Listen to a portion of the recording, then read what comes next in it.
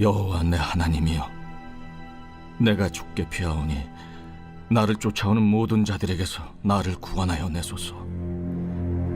건져낼 자가 없으면 그들이 사자같이 나를 찢고 뜯을까 하나이다. 여호와 내 하나님이여, 내가 이런 일을 행하였거나 내 손에 죄악이 있거나 화친한 자를 악으로 갚았거나 내 대적에게서 까닭없이 빼앗았거든 원수가 나의 영혼을 쫓아잡아 내 생명을 땅에 짓밟게 하고 내 영광을 먼지 속에 살게 하소서. 여호와여, 진노로 일어나사 내 대적들의 노를 막으시며 나를 위하여 깨소서. 주께서 심판을 명령하셨나이다. 민족들의 모임이 주를 들으게 하시고 그 위 높은 자리에 돌아오소서. 여호와께서 만민에게 심판을 행하시오니 여호와여, 나의 의와 나의 성실함을 따라 나를 심판하소서. 악인의 악을 끊고 의인을 세우소서. 의로우신 하나님이 사람의 마음과 양심을 감찰하시나이다. 나의 방패는 마음이 정직한 자를 구원하시는 하나님께 있도다. 하나님은 의로우신 재판장이시며 매일 분노하시는 하나님이시로다. 사람이 회개하지 아니하면 그가 그의 칼을 가시며 그의 활을 이미 당기어 예비하셨도다. 죽일 도구를 또한 예비하시며 그가 만든 화살은 불화살들이로다. 악인이 죄악을 낳으며 재앙을 베어 거짓을 낳았도다. 그가 웅덩이를 파만드며 제가 만든 함정에 빠졌도다. 그의 재앙은 자기 머리로 돌아가고 그의 포악은 자기 정수리에 내리리로다. 내가 여호와께 그의 의의를 따라 감사하며 지존하신 여호와의 이름을 찬양하리로다. 네, 하나님의 말씀입니다. 어느 나라 역사든지 남을 모략하고 중상하는 흔한 사례는 늘 있어왔지만 우리나라 역사에선 궁정에서부터 서민의 집안 싸움에 이르기까지 너무나 많은 비하가 있어왔습니다. 중상, 모략, 무고, 명예훼손을 지칭하는 음의 풍조는 안타깝게도 오늘날 한국 뉴스에 하루도 빠지지 않고 실리고 있는 실정입니다. 어느 설문조사에서 의료진의 관점에서 자살에 가장 우선시되는 이유가 무엇인가라는 질문에 64%가 정신과적인 증상이라고 했습니다. 일단 연예인들의 자살에는 SNS의 악플이 삶을 무너뜨리고 있다고 보도되기도 합니다. 무고죄는 다른 사람을 해할 목적으로 없는 죄를 있는 것처럼 고발하는 행위이지요. 무고죄는 신체적 상해를 입히는 폭력보다도 더 심각한 상처를 남기고 있습니다. 예수님은 인격 모독, 비하, 중상모략, 모함에 대해서 누구든지 형제에게 이유 없이 화내는 사람은 재판을 받고 자기 형제를 어리석다고 욕하는 사람은 법정에 끌려가게 될 것이며 이 미련한 놈아 하고 말하는 사람은 지옥불에 들어갈 것이다 하고 제자들에게 가르치셨습니다. 혹여 자기 성질에 못 이겨 이유 없이 화내는 사람이나 다른 사람의 인격을 존중하지 않고 쉽게 무시하며 어리석다고 미련한 놈이라고 욕하는 습관적인 품성을 가진 사람이 있다면 지옥불에 들어간다고 하신 말씀을 마음에 새기고 변화되어야 할 것입니다. 평소에는 나 자신의 일이 아니기 때문에 그런가 하고 그냥 지나가다가 오늘 시편 기자처럼 경건하지 않은 자들이 거짓 이야기로 자신을 함부로 모함하고 그들의 은행이 마치 사자가 날카로운 이빨로 사냥감을 물어뜯는 것과 같은 위협적인 상황에 둘러싸이게 된다면 어떻게 해야 할까요? 누구든지 이런 상황에서는 그들과 맞서 싸우면서 상대를 비난하며 자신을 옹호하고 싶어 할 것입니다. 오늘 시편 7편을 통해서 무관자의 고난을 이해하고 그러한 형편에 처했을 때 어떻게 반응하며 대응해야 하는지 배울 수 있을 것입니다. 시편 7편 표제 다윗의 시가연 베냐민의 구시의 말에 따라 여호와께 드린 노래라고 실려 있습니다. 시가연이란 분명하지 않다는 뜻입니다. 베냐민의 구시가 정확하게 누구인지 알 수 없지만 분명한 것은 사울 왕이 베냐민 지파 사람이었습니다. 다윗이 사울의 생전과 사후에 베냐민 사람들로부터 반대를 받았다는 성경 기록들을 감안해 볼 때 사울 왕을 맹목적으로 추종하는 신하로서 사울을 부추겨 다윗을 괴롭게 한 자라고 추측할 수 있겠습니다. 시편 7편은 비탄시로 애가로 불리웁니다. 보시는 지도를 살펴보겠습니다. 다윗을 죽이고자 추적하는 사울을 피해 무려 10년 동안 도피한 행적들이 표시되어 있습니다. 4번 지점에서 가드 땅에 도망하였지만 가드 왕 아기스를 만났을 때 자신을 보호해 줄 왕이 아니라는 것을 느낍니다. 그리고 두려워하여서 대문짝에 그적거리며 수염에 침을 흘리며 미친 척하였습니다. 다윗은 자신을 미친 것으로 보이게 하기 위하여 손가락으로 대문에 낙서하거나 대문을 두들기는 등의 행동을 하였던 것입니다. 다윗의 이 같은 행동은 아마 자신이 직접 목격했던 사울이 악신에 들렸을 때의 모습을 연상해서 흉내내 본 것이라고 말하는 학자들도 있습니다. 히브리인에게 수염이라는 것은 명예와 존경의 상징입니다. 그런데 침을 흘려 수염을 더럽히는 것은 자신의 명예를 욕되게 하는 것으로 미친 자나 하는 행위였다고 볼 수 있겠지요. 여러분, 아기스 왕은 신하들에게 내게 미치광이가 부족하여서 너희가 이 자를 내게 데려다가 내 앞에서 미친 짓을 하게 하느냐고 그것에 머무르지 못하게 하여 오히려 다윗은 생명을 보존하고 그 장소를 떠납니다. 5번 지점입니다. 아둘람 굴로 도망을 하였습니다. 그곳에 환난당한 모든 자와 빚진 모든 자와 마음이 온통한 자가 모여들었습니다. 이렇듯 다윗이 처한 시대적 상황 배경을 이해하신다면 오늘 시편 7편에 담겨진 다윗의 심정을 공감하시며 본문 속으로 함께 들어오실 수 있을 것입니다. 1절 말씀을 함께 읽습니다. 여호와 내 하나님이여, 내가 주께 피하오니 나를 찾아오는 모든 자들에게서 나를 구원하여 내소서. 여호와 내 하나님이여, 나를 구원하소서. 다윗은 자기의 무고한 고난에 대해 하나님께 탄원하며 구원을 호소합니다. 절박한 상황 가운데 가장 우선적인 것은 여호와 내 하나님을 찾고 구하고 두드려야 합니다. 많은 믿음의 사람들에게 중보기도를 부탁하는 것은 중요합니다. 그렇지만 정작 자신이 전심으로 하나님 앞에 마음을 쏟지 않는다면 평생의 신앙생활에 여호와 내 하나님을 경험하며 여호와 내 하나님을 알아가는 지식을 포기하는 것과 같습니다. 주께 피하다, 이 히브리 원어의 뜻은 피난처로 도피하다, 신뢰하다는 뜻입니다. 하나님을 신뢰해야만 하나님을 피난처로 삼아 피할 수가 있습니다. 억울하고 고통당하며 괴로울 때 주님께 피하며 도움을 구해야 합니다. 환난 날에 하나님께 피하는 자는 결탄코 수치를 당하지 않습니다. 오히려 여호와께 피하는 모든 사람은 다 복이 있다고 성경은 말씀하고 있습니다.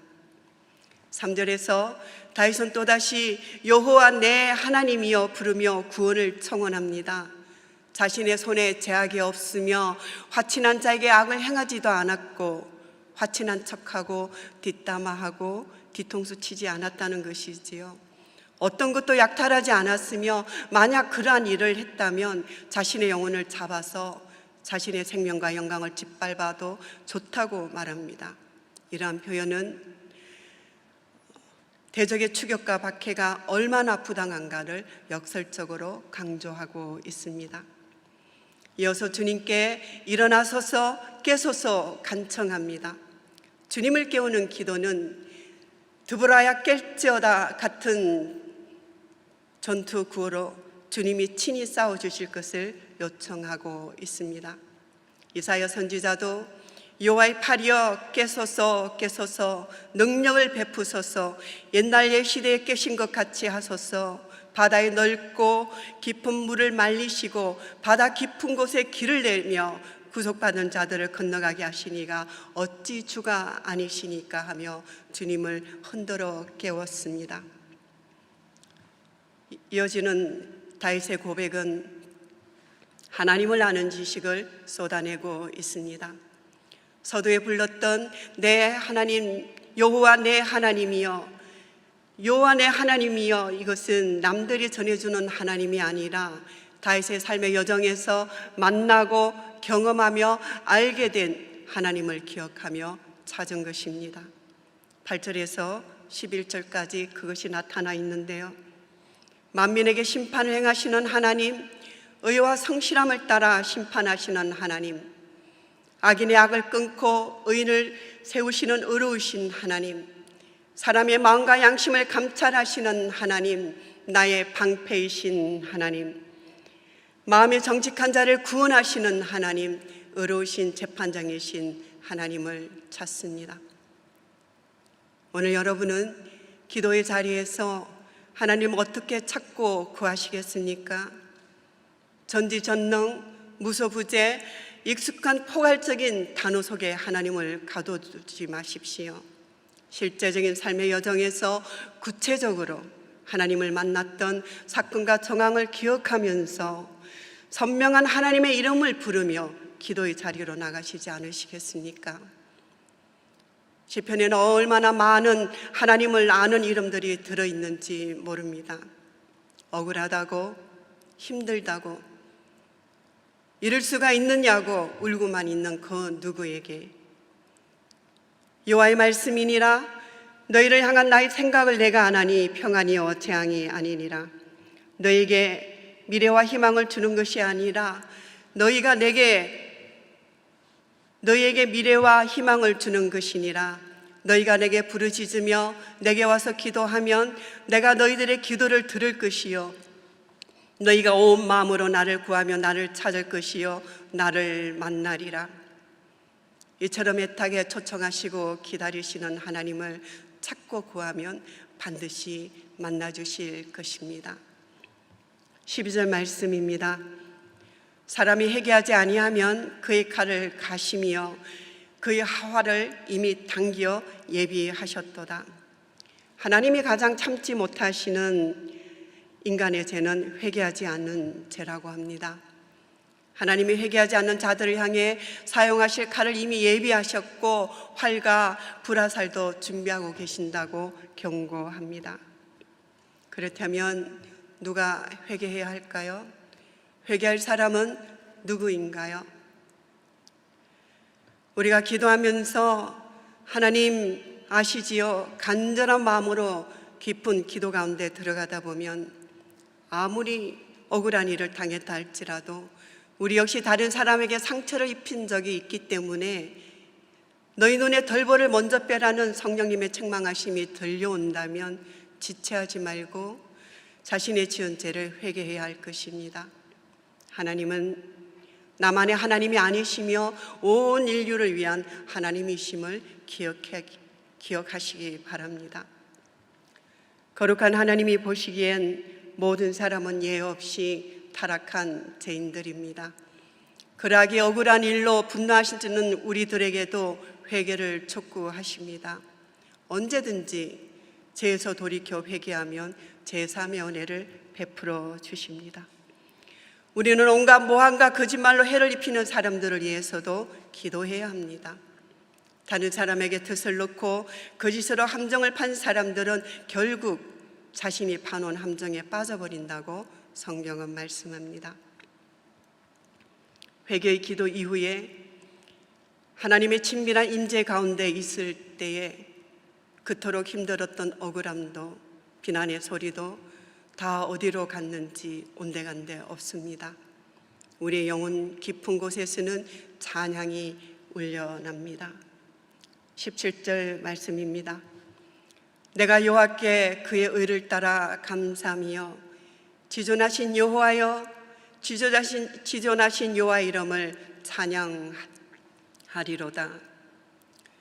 다윗의 기도의 시작은 자신을 추격하는 자들이 사자같이 찢고 뜯을까 노심초사하여 여호와 내 하나님을 부르짖으며 탄원했습니다. 기도의 자리에서 전심으로 하나님을 찾고 구하였기에 기도의 마지막은 하나님께 감사하며 지존하신 여호와 이름을 찬양하며 일어나게 됩니다. 매일 드리는 우리의 기도의 패턴이 이와 같아야 할 것입니다. 마지막으로 새벽 기도 시간에 만난 하나님의 임재를 어떻게 하면 하루 종일 지속적인 은혜 가운데 머무르게 할 수 있을까요? 매일의 말씀 속에서 만나게 된 하나님의 성품, 하나님의 일하심, 하나님의 사랑을 가지고 한 문장을 만듭니다. 이것은 여호와 내 하나님을 아는 지식을 하루 종일 기억하며 그 사랑 안에 머물게 합니다. 저는 오늘 개인 기도 시간에 마음과 양심을 감찰하시는 하나님을 붙들고 기도의 자리에 머무를 것입니다. 성령님의 인도하심을 따라 회개하고 간구의 기도를 드리고 중보의 기도 시간을 가지고 아침을 맞이하게 될 것입니다. 출근하여 오전 시간을 보내다 보면 어느덧 정오가 됩니다. 새벽에 깊은 임재 속에 만났던 하나님의 임재와 은혜는 이것저것 하다 보면 다 달아나고 기억조차 나지 않지만 정오 시간 즈음에 잠시 주님께 마음을 모아서 마음과 양심을 감찰하시는 하나님을 기억하고 부르면 마치 펌프에 마중물이 되어서 새벽의 은혜가 다시 영혼 깊은 곳에서 살아 올라옴을 경험할 수 있을 것입니다. 잠자리에 들기 전에도 마음과 양심을 감찰하시는 하나님께 하루를 되돌아본다면 날마다 주님과 동행하는 기쁨과 평안을 누릴 수 있을 것입니다. 여호와 내 하나님을 알아가는 지식이 날마다 더해지실 것입니다. 오늘도 하루의 첫 시간을 하나님께 온전히 드리는 모든 분들에게 이와 같은 은혜로 함께하여 주시기를 주님의 이름으로 축복합니다. 기도하시겠습니다. 다윗의 인생 여정을 통하여 오늘도 우리에게 말씀하시고 인도하시는 주님께 감사드립니다. 날마다 우리를 향한 주님의 사랑으로 붙들어 주시옵소서. 이제는 우리의 모든 허물을 위하여 십자가에서 보혈 흘려 죽으신 예수님의 은혜와 독생자를 아끼지 않으시고 우리에게 내어주신 하나님 아버지의 지극하신 사랑하심과 우리를 책망하시고 인도하여 주셔서 하나님의 사람들로 성장시켜 주시는 성령님의 내주 교통하심이 날마다 새벽을 깨우며 주님을 찾고 구하는 모든 믿음의 사람들 위해 이제로부터 영원히 함께 하시기를 간절히 축원하옵나이다. 아멘.